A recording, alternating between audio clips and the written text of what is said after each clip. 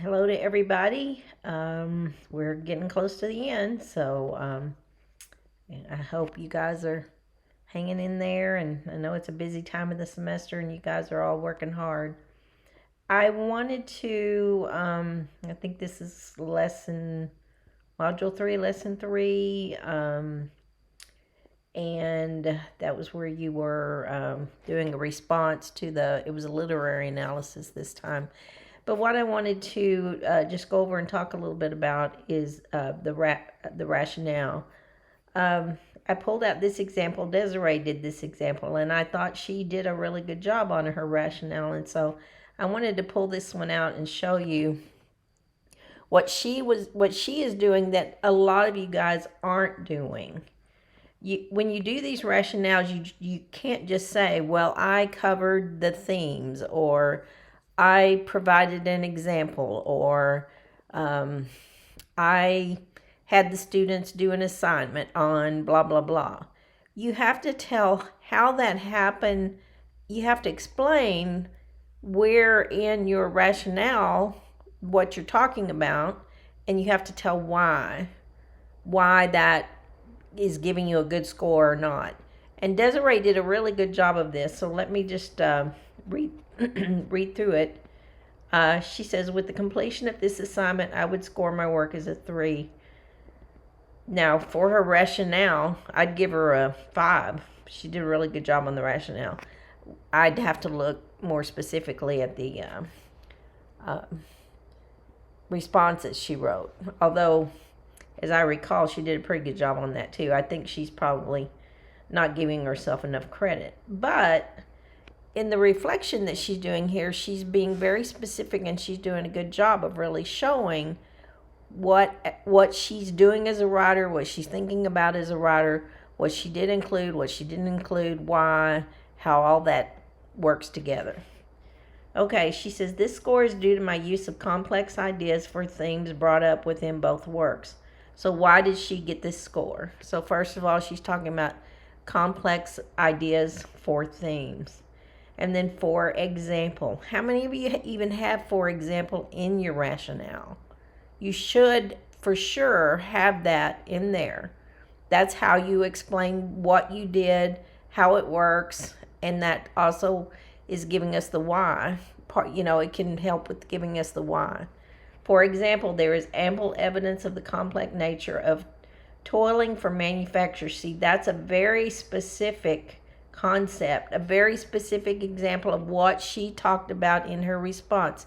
She talked about toiling for manufacturers, and she felt like she gave ample evidence. Now, she could go on and say, what was that ample evidence? I gave ample evidence about toiling for manufacturers, such as how the laborers would get sick or something, blah, blah, blah. So she could go into even more detail on that. There are also points within the response wherein I sufficiently give recognition to imagery. So here again, another specific example of what she did. She doesn't just say that she, analyzed and found, themes. She goes into detail. She doesn't just say, oh, I talked about the imagery. She goes into detail. So the imagery of legal and illegal manufacturing alike. So she tells us that as a writer, she talked about both. Okay, however, this is what I think maybe she feels like she didn't do. I do not see that I adequately supplied enough specificity of reference or connection to either work's use of literary devices or elements. So that's a point where she felt like she could have done more. And then she tells us an example of that as well. Oh. Sorry, that's my security system going off. Hang on just a second. Maisie! Sorry. An example of this is found in both paragraphs of the responses. So she's telling us even where to look. See, this is very good. That she's helping us as readers know what's going on, what she did, what she was thinking about, where the information is. as I believe that I could have further supported the relevance of the foreshadowing of a name like Coketown. Very specific.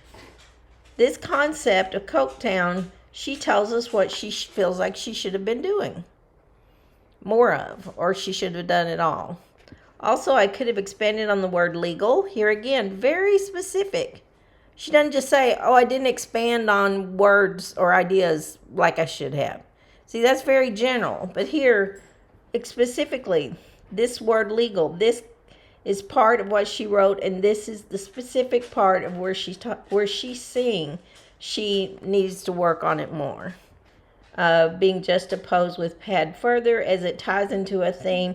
So here she continues to give a specific explanation of why she feels like she could have expanded. It ties into a theme of toiling for a manufacturing company and exposes the harsh reality of the complexity of a job which requires the worker's hands. See how specific that is. The worker's hands in the working environment.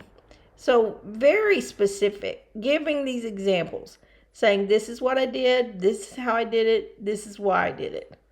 Very, very good job. So as you guys work on your, we'll continue to work on what you did for this lesson 3 response, and keep working on these rationales. And remember, when you're doing the rationale, you're doing a form of reflection. You're going in and you're thinking about what did you do as a writer, how did you do it, why did you do it, and explaining that to the reader. Okay, so thanks very much for Desiree for doing a very good job.